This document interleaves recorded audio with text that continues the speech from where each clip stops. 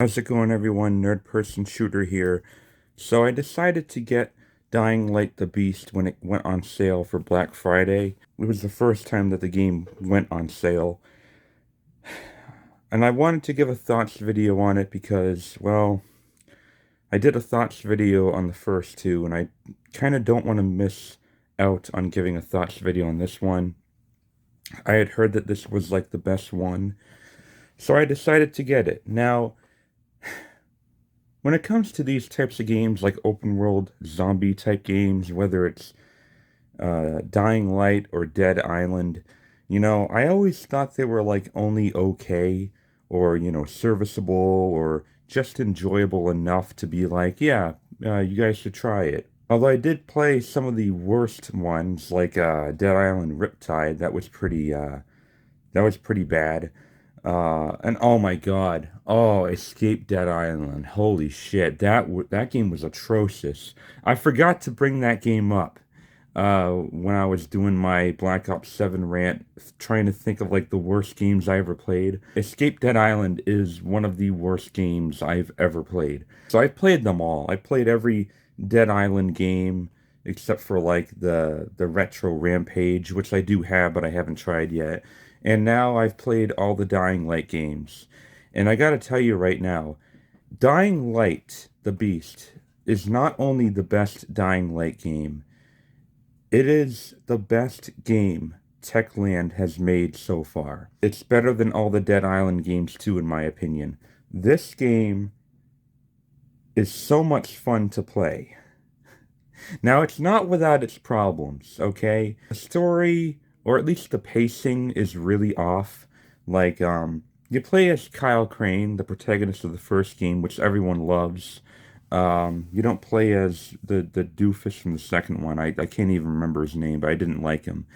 But yeah, Kyle Crane is back. He's voiced by Roger Craig Smith, the same guy who voiced Chris Redfield and, Ezio from the Assassin's Creed games. It's funny, the main quest line wasn't really all that great. It has a lot of breaks in between trying to get revenge on the guy who tortured you and is threatening all your friends.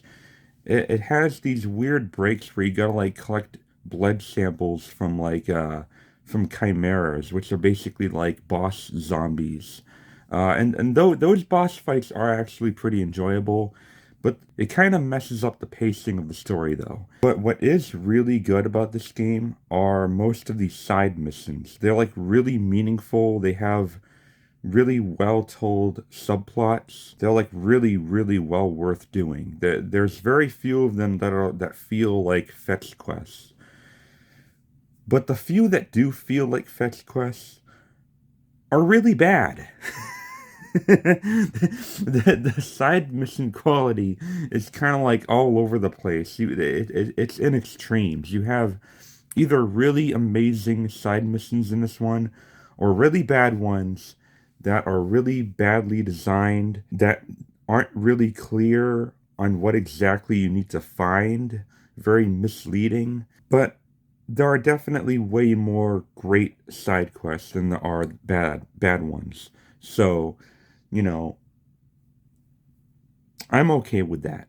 Now, for anyone who is familiar with the Dying Light games, these are kind of like open world action adventure sandboxes. They're not really scary, but they can get scarier at night when the volatiles come out. These are like the really strong zombies that are like they're super fast and can kill you in a couple hits. So there's a lot of like stealth mechanics to keep in mind. You got to kind of like sneak around them to find like to get to like the nearest, safe zone or whatever. The series is known for its parkour.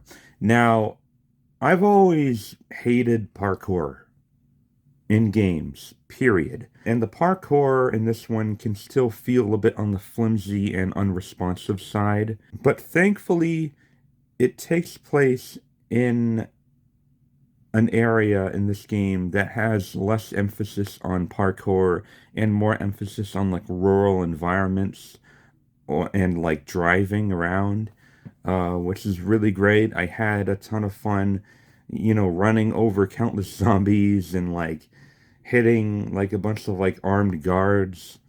the faction of the main bad guy. The gore system never ceases to amaze me. It's 2025 and Techland are still masters of gore and just anatomy. Like, when you hit a zombie really hard in the head with a sledgehammer, you'll kill it, but it'll also like split its head in two and like just like have the brain and skull just like scattered. And it really blows my mind. The level of detail that they put into the gore. It's like really disgusting, but also like looks kind of realistic. You hit someone in the face with a crowbar hard enough when you kill them, and their whole jaw just like flies off. Like their whole lower jaw, their mandible just like flies off. Their tongue is just like hanging down. It's so gross, and it's just like, ugh, I gotta screen cap that. Like, I I love the gore system in these games. My God. I can go on and on. You have like a giant great axe. You can like chop their torso in two and see their rib cages and stuff and all their organs hanging out. And it's just, it's pretty freaking wild. When I gave thoughts videos on the first two Dying Light games, I also gave you an accompanying bug and gore montage for both of those. I'm not going to bother doing it again for Dying Light the Beast, although I could make a gore montage. I just don't really have the time to edit at this point in time. But I can't give you a bug montage this time around because the game hardly has any bugs. It's not only the best game Techland has produced, but it's also their most polished. There are a couple bugs still here and there. There were a couple times when I saw like, floating objects or floating dead bodies, but when you hit them, they fall to the ground. There was one bug that required me to load my last autosave because the last enemy in an encounter wasn't spawning. So I had to load the autosave and do that fight over again. It wasn't terrible, but it was kind of annoying. But other than that, like it was a polished, tight video game. I was expecting, a still fun game, but with a lot of bugs in it, like a lot of jank. Even though I just said that the parkour can be a bit janky at times.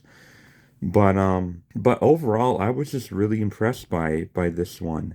I really was. The game wasn't overly long. It wasn't like, it didn't have like 600 hours of content or whatever that Dying Light 2 had, or at least claimed it had. I didn't play Dying Light 2 for that long, but it had a lot of like grindy stuff and farming and just doing a bunch of the same shit, for hundreds of hours.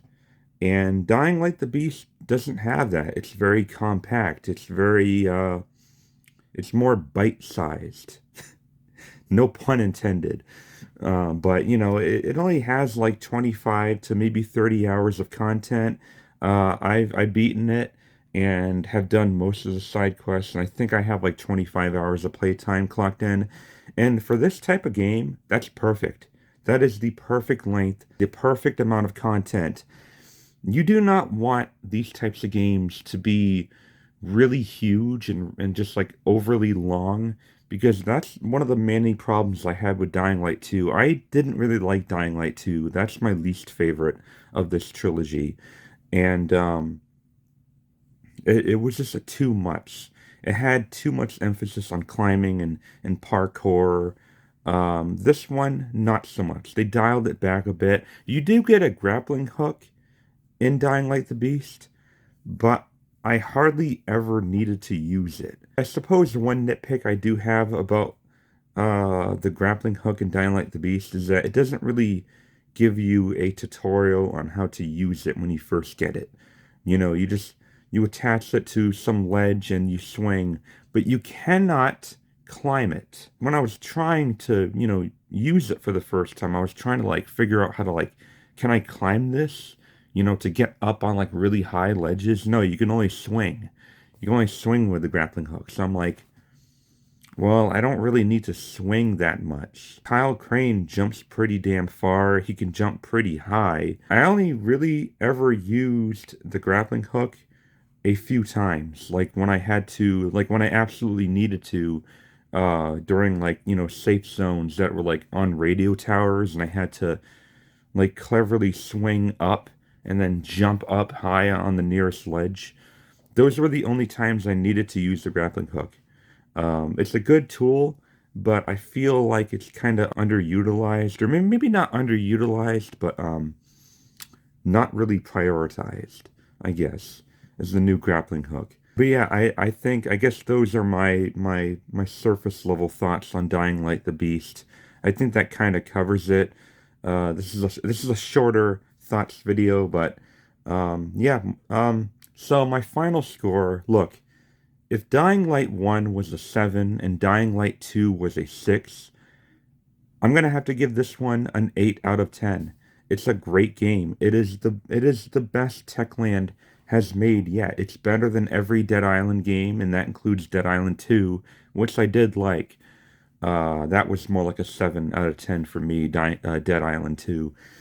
But it's also better than the two Dying Light games. This is the first 8 out of 10 I've given Techland. So congratulations, guys. I think this game is pretty underrated in terms of like accolades. I don't think it's won a single award from anyone, which is kind of understandable because this has been a very stacked year. But I do feel like it would have been awesome to see this game get nominated for like Best Action Adventure at the Game Awards, you know. They gave a nomination to like Indiana Jones. And even though that game is probably better than Dying Light the Beast, that also came out last year, so I don't know. I feel like Dying Light the Beast deserved that spot more. But anyway, yeah, Dying Light the Beast, 8 out of 10. I highly recommend it. It's fun as hell, but it does still have problems. It does tend to still have the same problems as the other ones, just not as much. So yeah, guys, that's my thoughts on Dying Light the Beast. If I have any other thing about it that I'm forgetting, I'll probably just add it in the video or in the description or whatever. So yeah, coming up next, I think I am going to make a Christmas video, but it's probably not going to be a long one. I don't think I'm getting a lot of shit for Christmas. It's going to be pretty light. But yeah, stay tuned for that. Fingers crossed, but I'm pretty sure I'll be able to cook one up for you guys.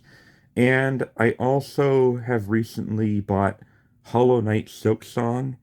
I'm probably not going to beat that in time, but I am going to play as much as I can of that game and give you either a thoughts or a mini review for that. I'm definitely not going to beat it on time. I hear that game is very lengthy and very, very hard. So I do at least want to give you a mini review or a thoughts so far video on that game right before New Year's.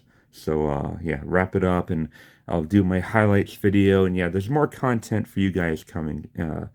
My Nerd Person Shooter Game Awards video, I have decided to postpone until January at some point. So yeah, a lot more content coming on this channel. So yeah, stay tuned. And as always, thank you for watching.